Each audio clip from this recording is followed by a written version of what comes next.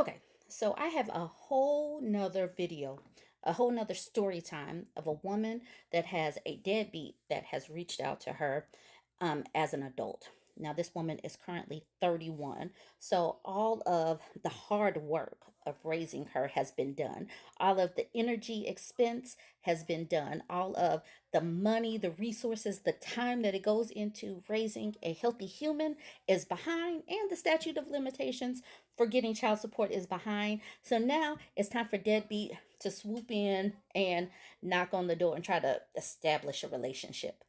So let's get into this. She says, "Hi, I recently commented on your YouTube post about a deadbeat dad. Mine sent me a card at ages 6, 30, and 31, current age. Recently, I've been in contact with my aunt and uncle, his brother and sister, and they invited me to this year's family reunion. I plan on going, so I thought it would be a good idea for us to meet before then, so the reunion wouldn't be the first time we met. It went exactly as I expected. Unfortunately, after not getting a straight answer for him, I decided to block him. He then messaged me from another page, which I also blocked. Thank you." Okay, then she sends me the screenshots. Okay, so this is the woman. She's in purple. She says, "Good morning. I received both of your birthday cards. Thank you. In the first one, you stated my mother prevented you from being there for me. May I please know how?" Now, one thing I like about this woman, and you'll see, her questions are direct. They are asking specific questions. Now, I want you to pay attention to his answers because none of his answers address her very specific questions. He says, "Hi, Sierra. Very glad to hear from you. Your mom and I is a long story, but one example is when you became 18. I reached out to you on your Facebook, and she intervened, told me not to reach out to you, and blocked me.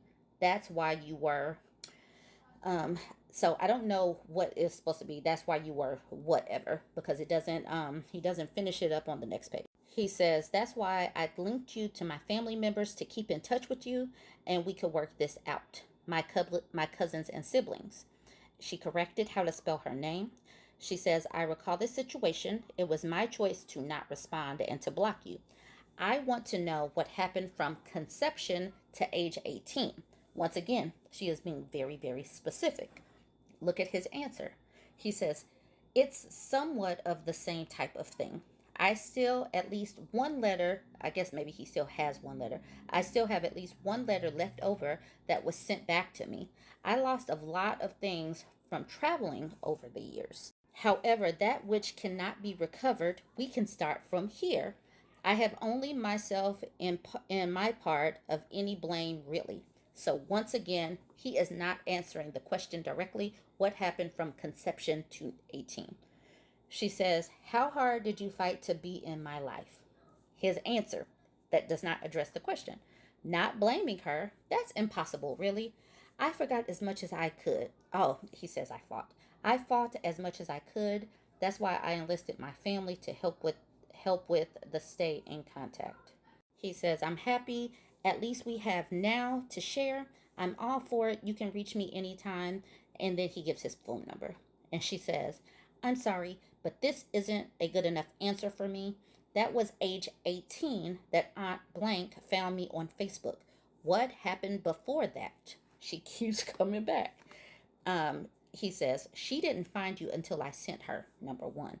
And I just said I did all that I could do based on the way things were during those days. Anything else was lost due to my constant traveling. Yes, actual physical proofs as well. The actual final time we saw each other, you were 6, and your mom had just taken me to court again. I'm guessing because of the laws that existed. Either way, we sat on the couch at your aunt's house when she lived on Gore, and you read to me from your doctor guest book. Can you remember that?" She flatly says, "No, I was 6." And then he says, "Dr. Seuss, LOL." And he says, "And yes, I know. All that's left is my constant thoughts of you and your existence in my prayers and dreams." She says, "This conversation isn't going anywhere. You're still not answering my question. My mother has retained all documents, and in none of them do you mention that she's preventing you from having a relationship with me. Also, no mention of you trying to obtain shared custody." He says, okay, I just answered that.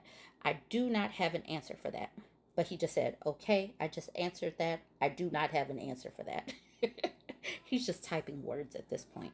If you want to know more about my life, what I was going through in my life, because your mom surely doesn't know, we can get there. Now here we are, and I don't want to waste this time. We can only work on the present. She says, what could be going on so bad that you abandoned your first child? My mother went through stuff as well. She didn't abandon me. Presently, I want to discuss the past. He says, okay. And I agree, dear. I hate it when they add like little. Okay, never mind. Okay, and I agree, dear. So, should I begin at the death of my mother, my parents' divorce, or at the years of suppressed depression over it, and or that I basically have lived from a tour bus and suitcase most of my life, or that even somehow surviving as a so-called black person in these here US of A. If that's what you want to hear, we could talk about it. If you're sure that will make a difference, Sierra. I can't wait to see how you're going to finesse this. Tell me what happened from the beginning. He says, okay, well, prepare yourself, little lady, to be enthralled by the world's greatest finesser. Not a joke. But one catch, you have to meet me for dinner, okay? Talk to you soon. She says, if this is how you handle conflict, I'm grateful that God kept you away from me. Peace. And she blocked him. Then he messaged her from his stage page saying, hi, Sierra. I just wanted to answer your question first because our conflict resolution failed on yesterday. The answer is because in my former life, I was a non caring, non feeling, angry, and heartless bastard. I'm glad your life still has made you a whole person and can thrive in this world, dear. Apologies for blaming your mom for the years of 18 till now for blocking me. I'd still enjoy sitting and chatting with you over some dinner. Sometimes, always, and he gives his number again. By the way, this is my stage character page. At least he gave some honesty here for the first time during the course of this whole interaction. She still blocked him because why would she bring someone like this into her life who has done nothing to help her life up until this point? He has abdicated his all of his responsibility to her, so she owes this man nothing. And I am so like we need to collectively stop shielding these people's image because they have they've had it on their side that there have been so many pick me's and male identified women that want to like coddle them. No, air them out. Send me any story times you have. We are airing them out. And don't forget to like, comment, and share.